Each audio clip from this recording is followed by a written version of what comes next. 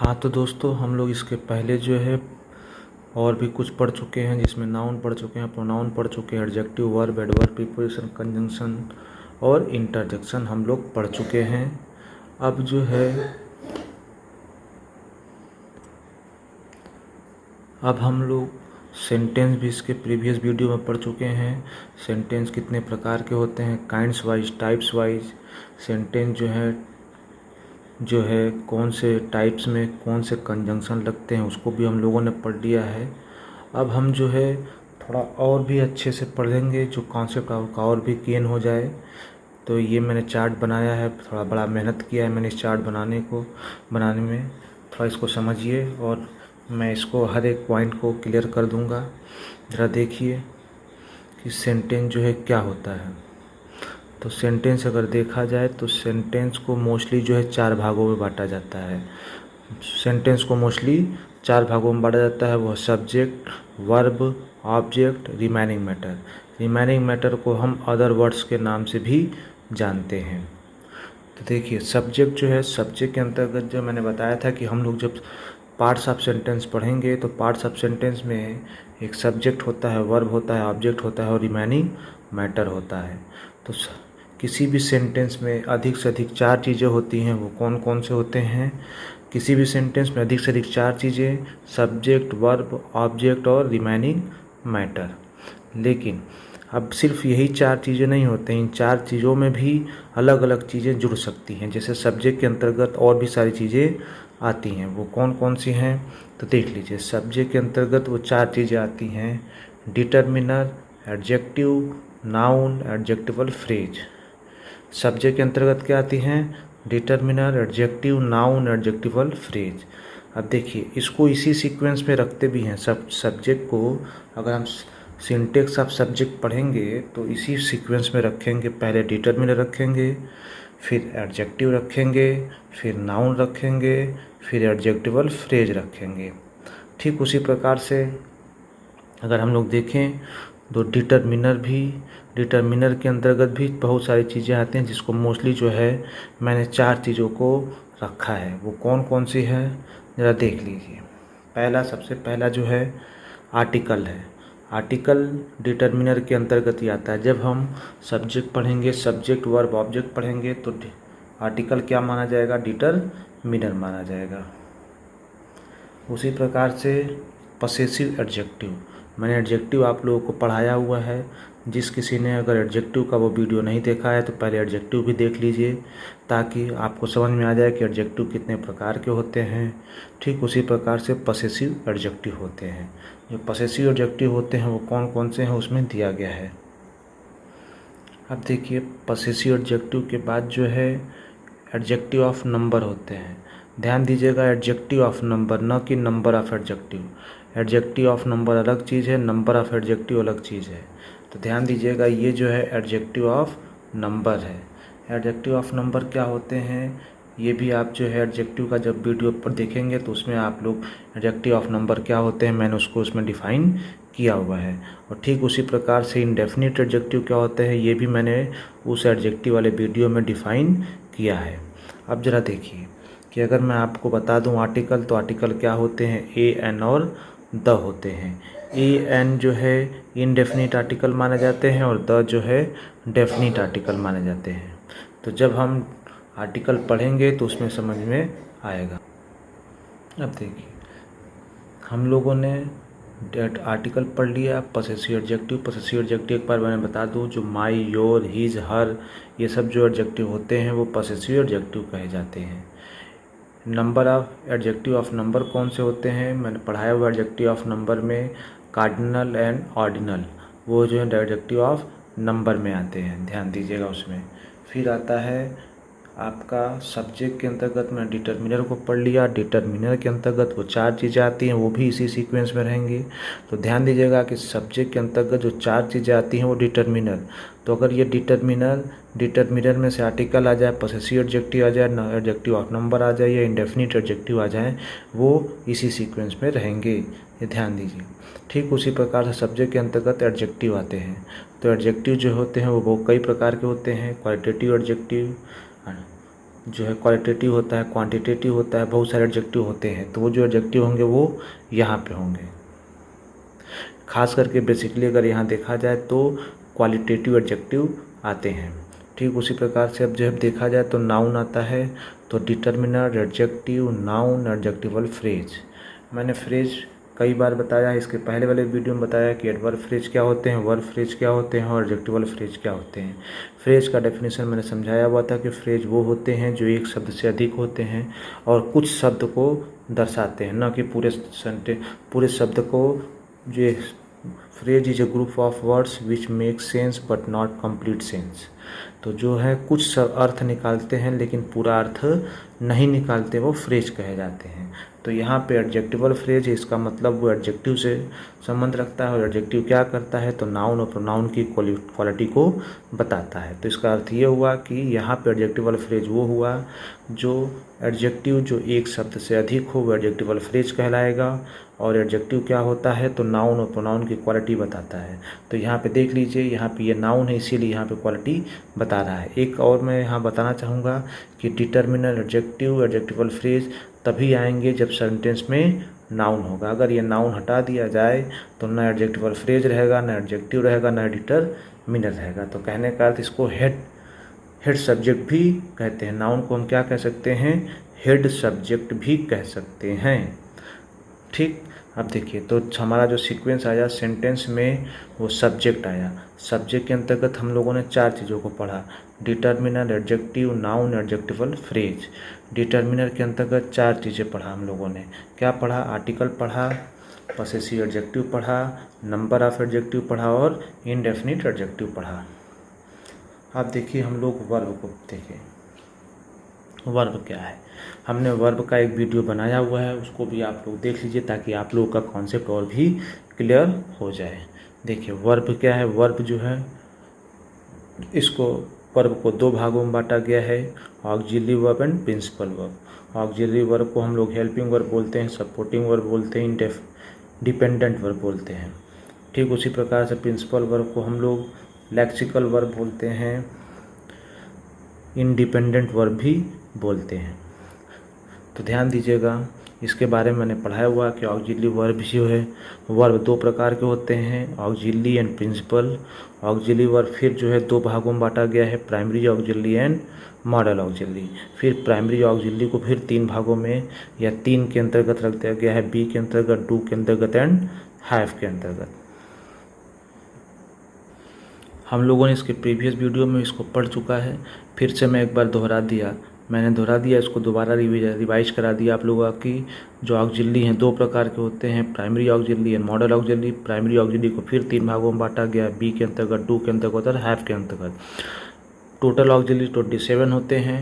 27 को फिर हम लोगों ने 2 भागों में बांट दिया, तो primary auxiliary and modal auxiliary. Primary auxiliary total 14 होते हैं एंड मॉडल जो है 13 होते हैं। फिर प्राइमरी ऑक्सिलरी को हम लोग 3 भागों में बांट दिया, बी के अंतर्गत 8 आते हैं, डू के अंतर्गत 3 आते हैं और हैव के अंतर्गत भी 3 आते हैं। तो ध्यान दीजिएगा, ये जो है मैंने वर्ब वाले चैप्टर में पढ़ा दिया है कि वो वर्ब कौन कौन से हैं, कितने प्रकार के हैं। डिटेल जो हर एक वर्ब को कैसे पढ़ा जाएगा हम लोग आगे वीडियो में समझेंगे। अब देखिए, ठीक हमने पढ़ लिया, सब्जेक्ट पढ़ लिया, वर्ब पढ़ लिया, अब ऑब्जेक्ट। तो ऑब्जेक्ट में हम लोग एक नोट के तौर पे लिख सकते हैं कि जिस प्रकार सब्जेक्ट में वो 4 चीज़ें आते हैं, determiner, adjective, noun, adjectival phrase, ठीक उसी प्रकार से ऑब्जेक्ट में भी इसी सीक्वेंस में इन्हीं 4 चीज़ों का वर्णन किया जाएगा। तो जैसे अगर हम पढ़ेंगे तो जिस प्रकार से सब्जेक्ट को पढ़ा, determiner, adjective, noun, adjectival phrase, उसी प्रकार से ऑब्जेक्ट के अंतर्गत भी हम 4 चीज़ों को पढ़ेंगे, ठीक इसी सीक्वेंस में। ठीक ऐसे ही क्यों, क्योंकि सब्जेक्ट जो है नाउन होता है तो ऑब्जेक्ट भी एक नाउन या प्रोनाउन ही होता है। मैंने आपको एक नोटिस करने वाली बात बताई कि सब सारी चीज़ें डिटर्मिनर, एडजेक्टिव, एडजेक्टिवल फ्रेज तभी आएंगे जब इसके साथ हेड नाउन रहेगा, अन्यथा नहीं लगेगा। अगर सब्जेक्ट हमारा अगर प्रोनाउन है तो प्रोनाउन के साथ डिटर्मिनर, एडजेक्टिव, एडजेक्टिवल फ्रेज नहीं लग पाएगा, इसके साथ एक नाउन का होना अनिवार्य है। ध्यान दीजिएगा, ठीक उसी प्रकार से जिस प्रकार से हम लोगों ने सब्जेक्ट पढ़ा उसी प्रकार से ऑब्जेक्ट पढ़ा, इसलिए मैंने इसको रिवाइज नहीं किया है, क्योंकि एक ही चीज़ को 2 बार पढ़ाना उचित नहीं होगा। अब देखिए रिमेनिंग मैटर, हाँ यहाँ पे एक चीज़ छूट रहा है, मैं आपको बता दूँ कि ये जो है determiner, adjective, noun, adjectival phrase जो होते हैं वो एडजेक्टिवल फ्रेज जो है खास करके 2 प्रकार के होते हैं। वो कौन कौन से हैं ज़रा ये भी देख लीजिए कि वो कौन कौन से हैं। तो एडजेक्टिवल फ्रेज जो है in person and not in person. Adjectival phrase को मैंने डिफ़ाइन कर दिया है कि इन पर्सन का मतलब उस व्यक्ति के अंदर निहित जिसको हम अलग नहीं कर सकते उस व्यक्ति से, और नॉट इन पर्सन का मतलब वो उसकी क्वालिटी तो बता रहा है लेकिन उससे वो अलग हो सकता है। जैसे मैंने एग्जांपल बताया सांवले रंग का लड़का, तो अगर वो सांवले रंग का लड़का है इसका मतलब वो सांवलापन उससे अलग नहीं हो सकता, इसलिए वो उसका सांवलापन उसकी इंटरनल क्वालिटी है। तो इन पर्सन का मतलब internal quality, not in person का मतलब आउटर क्वालिटी। अब आउटर क्वालिटी में क्या हो सकता है, आउटर क्वालिटी का मतलब जैसे लाल रंग का शर्ट पहने हुए, तो ये लाल रंग का जो शर्ट पहना हुआ है उसकी आउटर क्वालिटी है वो, उससे वो जुदा हो सकता है, उससे वो लाल रंग का शर्ट जो है उस लड़के से अलग हो सकता है, इसलिए वो नॉट इन पर्सन है। लेकिन क्वालिटी तो बताया जा रहा है कि वो लाल रंग का शर्ट पहना हुआ है, तो इसलिए यहाँ पे क्वालिटी तो है, ये एडजेक्टिवल फ्रेज है। वो लाल सिर्फ अगर होता तो वो एडजेक्टिव होता, लेकिन लाल रंग का शर्ट जो है ये एडजेक्टिवल फ्रेज हो गया। क्यों? क्योंकि एक से अधिक शब्द है। अब उसमें क्या है कि वो इन पर्सन है कि नॉट इन पर्सन है, ये भी देखना है। तो ये जो है अगर वो सांवले रंग का उसकी इंटरनल क्वालिटी को दर्शा रहा है तो वो इन पर्सन होगा, जो आउटर क्वालिटी को बताया जा रहा है वो नॉट इन पर्सन होगा। तो ये एडजेक्टिवल फ्रेज की बात हो गई कि एडजेक्टिवल फ्रेज सीक्वेंस हमारा यही रहेगा। हाँ, एक बात और कि ये जब इन पर्सन रहेगा तो वो नाउन से पहले रहेगा, एडजेक्टिव से पहले रहेगा, और ये नॉट इन पर्सन रहेगा तो अंत में रहेगा, मतलब सेंटेंस के सबसे लास्ट में मैं बताऊंगा। अभी एग्जांपल मैंने दिखाया है आपको, मैं बताऊंगा। अब देखिए कि हम लोगों ने वर्ब को पढ़ लिया। वर्ब में primary auxiliary verb, principal verb. Auxiliary को हम लोगों ने 2 भागों में बांटा, प्राइमरी एंड मॉडल। अब देखिए प्रिंसिपल वर्ब। प्रिंसिपल वर्ब क्या, प्रिंसिपल वर्ब भी मैंने पिछली वीडियो में वर्ब वाले चैप्टर में पढ़ाया हुआ है, लेकिन फिर मैं आपसे यहाँ से रिवाइज करा रहा हूँ कि प्रिंसिपल वर्ब जो है मोस्टली 4 प्रकार के होते हैं। वो कौन कौन से हैं? Transitive, intransitive, linking and prepositional verb. तो ट्रांजिटिव वर्ब वो होते हैं जिसको हम लोग सकर्मक क्रिया करते हैं। हिंदी का जब व्याकरण पढ़ेंगे तो इंट्रांजिटिव का मतलब अकर्मक क्रिया। ट्रांजिटिव वर्ब वो वर्ब होते हैं जिसके साथ एक ऑब्जेक्ट होता है। इंट्रांजिटिव वर्ब वो वर्ब होते हैं जिसके साथ ऑब्जेक्ट नहीं होता है। लिंकिंग वर्ब वो होते हैं इज, आर, वाज, वेयर, जब ये मेन वर्ब मुख्य क्रिया का कार्य करें तो वो लिंकिंग वर्ब कहलाते हैं। प्रीपोजिशनल वर्ब वो वर्ब होते हैं जिसके साथ बिना प्रीपोजिशन लगाए उसका मीनिंग पूरा नहीं हो पाएगा, वो प्रीपोजिशनल वर्ब होते हैं। जो बिना without preposition the verb can not make it's sentence, ये फुल सेंटेंस और सेंस, मतलब वर्ब ऐसे जो अपना बिना प्रीपोजिशन के लिए, बिना प्रीपोजिशन के यूज के वो पूरा सेंटेंस का अर्थ नहीं निकाल पाते हैं, ऐसे वर्ब को हम प्रीपोजिशनल वर्ब कहते हैं। अब देखिए रिमेनिंग मैटर क्या होता है। तो रिमेनिंग मैटर को हम लोग अदर वर्ड्स के नाम से भी जानते हैं। बहुत सारी किताबों में रिमेनिंग मैटर, बहुत सारी किताबों में अदर वर्ड्स के नाम से जानते हैं, तो वो भी देख लीजिए। मैं टोटल ये सिंटेक्स पढ़ा रहा हूँ कि एक सेंटेंस में आप जो है जब बड़ा से बड़ा ट्रांसलेशन भी आ सकता है तो आप इस माध्यम से बड़े से बड़ा ट्रांसलेशन को सॉल्व कर सकते हैं, बना सकते हैं इसी माध्यम से, इसी सिंटेक्स में कि सबसे पहले जो सीक्वेंस का समस्या होता है कि कौन सा पहले होगा कौन सा बाद में होगा, इसलिए मैंने ये प्रयास किया है और थोड़ा इसमें अच्छे से मेहनत किया ताकि आप लोगों को समझ में आ सके। देखिए जब हमारा रिमेनिंग मैटर होता है तो रिमेनिंग मैटर जो है हम इसके अंतर्गत 3 चीज़ें आते हैं। कोई भी मैनर, प्लेस, टाइम जब भी किसी सेंटेंस में आए वो समझ लीजिए कि अदर वर्ड्स या रिमेनिंग मैटर है। तो और सीक्वेंस भी हमारा यही रहेगा, ध्यान दीजिएगा। जब भी किसी सेंटेंस में अगर मैनर है, प्लेस है, टाइम है, तो जो सीक्वेंस होगा वो पहले मैनर रखाएगा, फिर प्लेस रहेगा, फिर टाइम रहेगा। न कि इसमें हैफ हायरली मतलब जैसे तैसे नहीं रख सकते हैं, आपका सिंटेक्स प्रॉब्लम हो जाएगा और वो गलत मान लिया जाएगा। हमेशा ये एग्जाम में ये क्वेश्चन पूछा जाता है। तो ये जो है क्वेश्चन पूछेगा मतलब आपको अरेंज द सेंटेंस कर देगा। तो सेंटेंस को अरेंज करने के लिए आपको जो है इसकी जानकारी होनी चाहिए कि कब पहले मैनर होगा, फिर प्लेस होगा, फिर टाइम होगा। जैसे मैं एग्जांपल कहूँ, he is going very slowly to market in the evening, sorry he was going to market very slowly in the evening, ऐसे भी कह सकते हैं। लेकिन जब हम एग्जांपल करेंगे इसके माध्यम से तो मैनर, प्लेस, टाइम, मैनर क्या होगा, वेरी स्लोली हो जाएगा, प्लेस मार्केट हो जाएगा, और टाइम मतलब इवनिंग हो जाएगा। तो हम इस माध्यम से किसी भी सेंटेंस को बनाएंगे तो मैनर, प्लेस, टाइम ही रखेंगे। अच्छा, अगर किसी भी सेंटेंस में अगर टाइम नहीं है तो वो क्या हो जाएगा, अपोजिट हो जाएगा, मैनर बाद में चला जाएगा और प्लेस पहले हो जाएगा। जैसे मैंने एग्जांपल बताया, he is going to market on foot और वेरी स्लोली, तो अब जब हम ये स्लोली मैनर हो गया तो ये क्या हो जाएगा, मैनर प्लेस टाइम हो जाएगा।